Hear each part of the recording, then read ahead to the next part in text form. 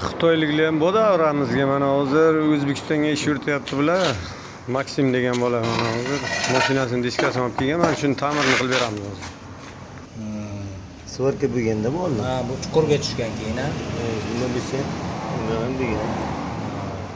Buni hozir boshqacha qilamiz.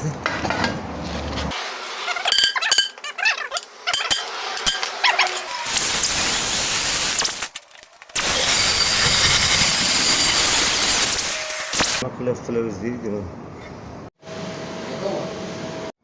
Bak. Ne kısa mı? Kapalısı. Ne kısa sıçramış.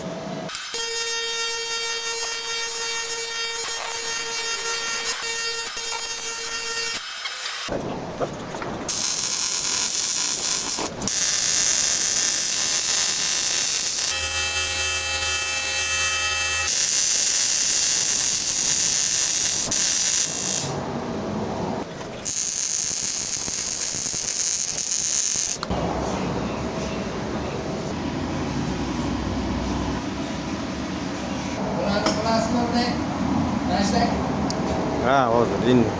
Like bo'lsa bilammi, like. Cho'tkimi?